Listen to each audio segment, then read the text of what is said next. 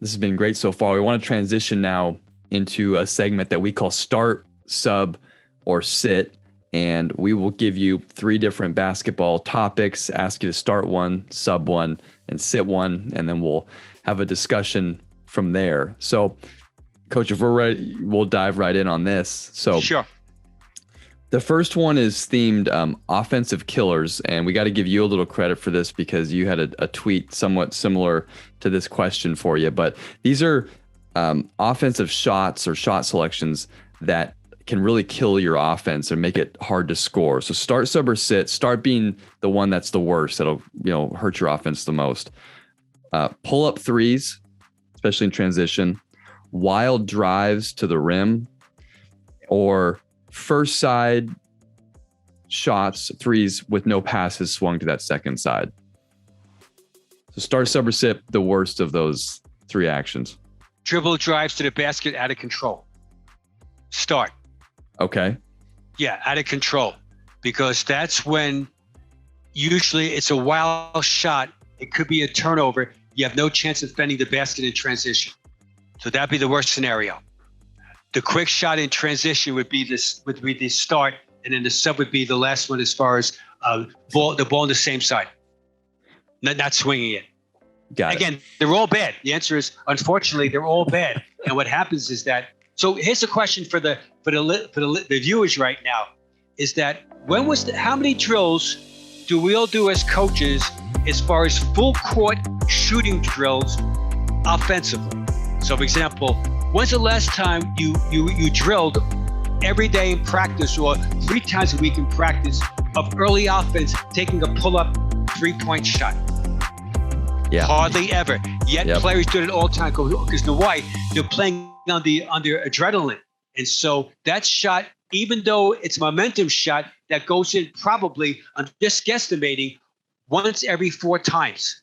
You have to practice that shot. So we like to think that is that the only time you would do that in a game would be if it's especially in the NBA, it'd be 2 for 1, the last 35 seconds of each quarter where you're coming down, you're trying to get the last shot of the quarter. So you might take a pull-up 3 in transition, unless you're Stephen Curry, you're the world's greatest shooter. I had the privilege to coach Ray Allen, the 2nd greatest shooter of all time, and we used to allow Ray to do that. When I coached Jeff Hornacek with the Jazz, also another great shooter, is that we'd allow him to do that also. But it's got to be a selective person be able to make that shot.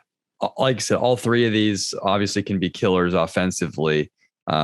With the wild drives one, what's the teaching point on a player that is aggressive and you want them to get in there and just getting better at decision-making, attacking versus, not just throwing something up there that then puts you in transition, like you mentioned?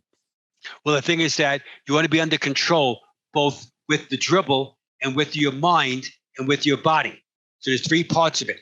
So that when you aggressively drive past the initial defensive player, and now when you get into the lane area, you've got to get your mind under control, your body under control, and your ball under control. So that you've got to slow down with the dribble. So even though you're aggressive coming there, and it's possible that to help defense makes you take a second dribble, meaning we'll say a crossover dribble or a pullback dribble to get space and separation. But you've got to be able to slow down so that most people get in trouble where they drive to the basket aggressively, but they don't put their mind under control. So generally speaking, when you do penetrate, as I always say, is that do you see the help defensive players' jerseys clearly? If you see the help defensive jerseys numbers clearly, that tells you either to take a lane floater or switch hand dribble into the lane. If you see the players' jerseys only half numbers, that tells you penetrate and go body to body and try to force what? A N1 play. So the question is the defensive players' numbers, are they open or are they closed? Okay, Coach, our second one, this has to deal with fighting over the screen. So getting your guard to get over the screen. So start, sub, sit, get their hand over the screen, get their shoulder over the screen or get their leg, their top leg or inside leg over the screen? Okay, the worst scenario would be only their hand over the screen. So that would be start, right? That's the worst scenario. That'd be the sub. That'd be the the sub. That would be the sub. Let's say the best way. Yeah. Sub. The best way to do that would be get your shoulder there first. So the best way is your shoulder. Get your shoulder through the screen, and then your legs will follow, and then your hands will follow that.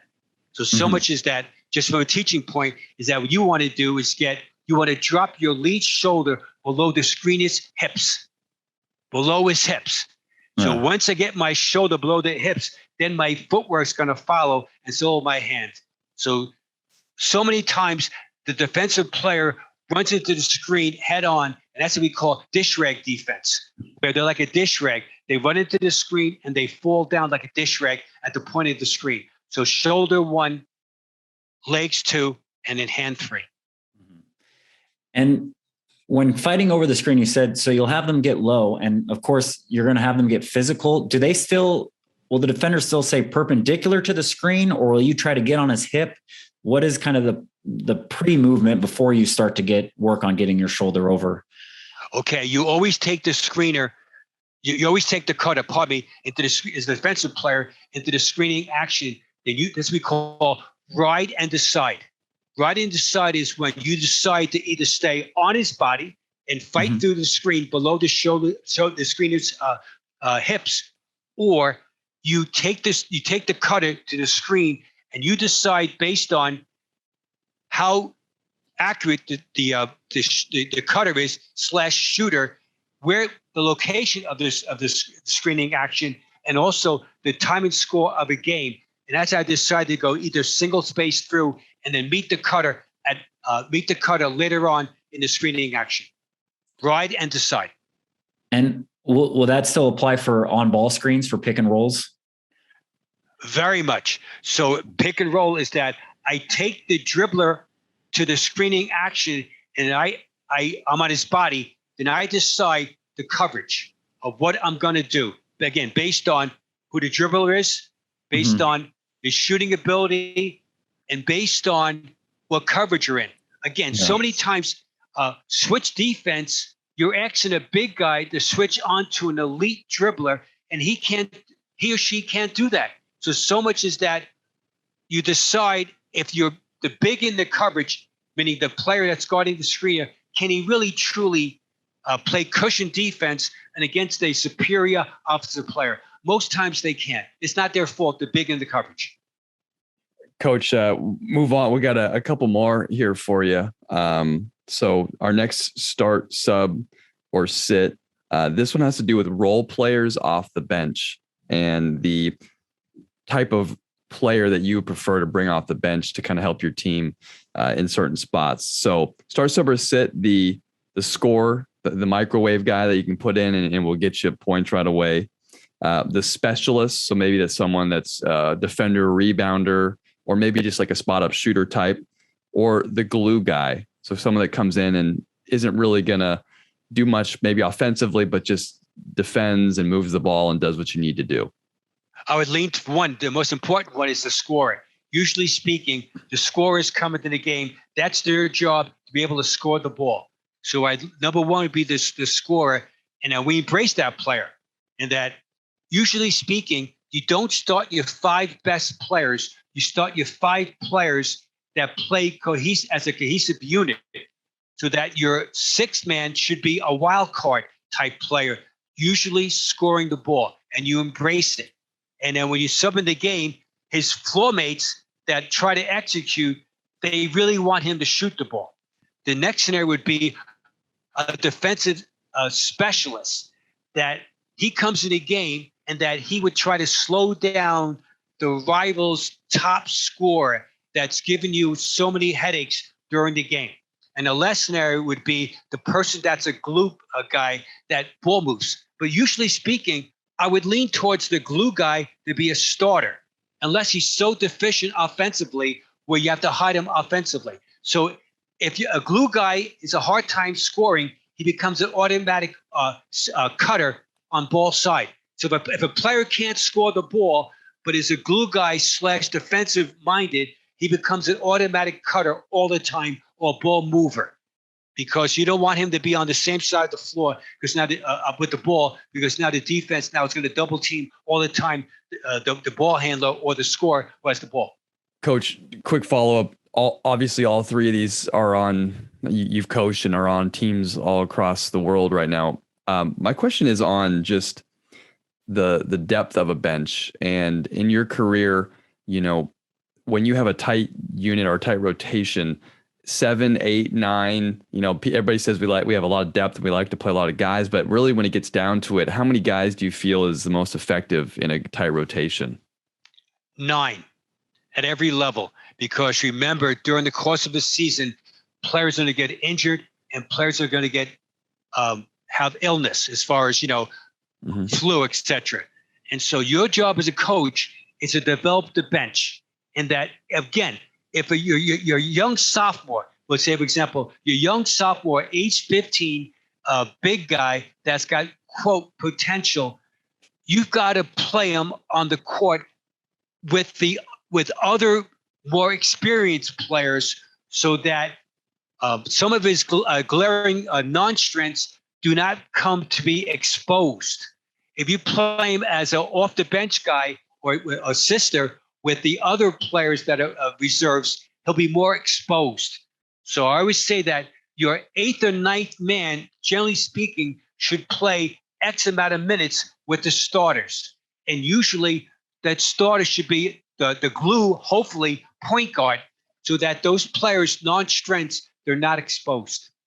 So I would lean towards 9. And that's the job of a coach, is that, our 8th or 9th person on our team, they're dramatically lesser. But your job is to get them some playing time, that they're ready to play slightly better with the starters, because they feel more comfortable, and their roles are going to be what? Either screening action, a defensive player, a layup shooter, run the floor in transition, versus exposing them of what they can't do well. So, example, if a big guy is a non-perimeter shooter, don't give him the ball on a pick-and-pop situation. Insist on him rolling to the basket. So bench development is critical for a team, both short-term and long-term. Coach, I have a follow-up about the microwave score, and maybe also it kind of brings it back to our original conversation about coaching, kind of real-world philosophy, where you mentioned usually you don't always want to start your best players. And so maybe you want to bring a guy off the bench who can score and have more of a 5-man cohesive lineup to start. Now, when your microwave player, your scorer, he has it going and you're going to finish the game with him and maybe pull out one of the glue guys. I mean, obviously this is a good problem to have, but what are the thoughts maybe as you go through the preseason, as you get your rotation, as far as like, how are we going to incorporate that 6-man into a finishing lineup? And how are we going to play when maybe he's used to coming in and going against the second string and basically all the offense is running through him? Well, during team practice, we have the exact same scenario. We teach time and score during games. And so we would have him in that playing scenario with the starters practice. And that we would actually do games where time and score, where he's in the game at a certain time, and these are the plays we're going to run for him, or the actions we're going to run for him to get him going. And the team would recognize his strengths, and that we'd only take him out of the game is when he's in foul trouble, or that he becomes a defensive liability on certain plays. So we practice how we're going to play the end of a game. So much is embracing what a player does versus, again, and I'll add to that, your job as a coach is to hide each player's non-strength. You might not tell the player what his non-strengths are, because it's going to have hurt feelings, but your job is to what? To hide his non-strengths in the game. So again, if a player is only an average ball handler against full court pressure, don't have him handle the ball. Get him out of there and invert your offense, and have some of your bigger guys that are maybe better ball handlers versus the other team's big guys that can't guard in transition as far as up the floor. So we practice that all the time. Yeah. Good stuff. I like scoring. End of a game, you've got every coach in the history of mankind, including you guys, you think in the fourth quarter, we're not going to score a bucket. Every coach has that fear about not scoring a bucket. So if that's our fear, whether it's good, bad, or ugly, we're going to practice it. All we ask of the players that are microwave scorers, will you please understand time and score yourself? Don't be so reckless where it's only about you. Take aggressive shots out of the team offense. Again, we teach it. Getting back, you mentioned earlier about if a player misses 2 or 3, 4 shots in a game, we want to be aggressive, but drive the ball to the basket and make a play. What's the play? I don't know. It could be your shot, but more importantly, you're saying to your floor mates that the most important thing right now is getting a team basket, not my basket. Coach, this is kind of off the cuff here, but start, sub, or sit, these 3 different Chie-isms. Well, I love it. This sounds dangerous. I love it. Yeah. So start, sub, sit. These 3 different quotes that I know that that you've used quite a bit, and so one is the horses trot, players run. Right. That was the quote we talked about before. The second one is the coaching world is 2 blocks long, and the third one is never drive baseline on a guy wearing black socks. All right, the worst one is the never drive baseline at someone wearing black socks. You know why, Dan? You know why, Pat? Because you're playing at lunchtime with guys you don't know, or with women you don't know, or women are playing against sisters they don't know, and that you drive baseline and you're a competent player and you're good. But the guy guarding you is wearing black socks, usually with a headband that says something about California on it. All right. Yeah. All right. And he's probably wearing frayed, cut off jeans. Yeah. And you might play against the world's greatest players and never get hurt. But in this scenario, you drive baseline and the guy falls on you. You get a sprained ankle. You get a hip pointer because he's out of control. Thus, I coined the phrase, never drive baseline if someone wears black socks, usually at lunchtime in a pickup game. Okay. And Dan, you don't want to go back to your boss with a sprained ankle. Now affects you in practice that day. The next scenario would be when horses trot and players run. We've all coached players that in defensive recovery, they buddy run with the rival opposing player. So the guy you're guarding isn't running back. So then you decide not to run back in recovery. So horses trot, players run back. The best scenario would be you run back and get a back tip.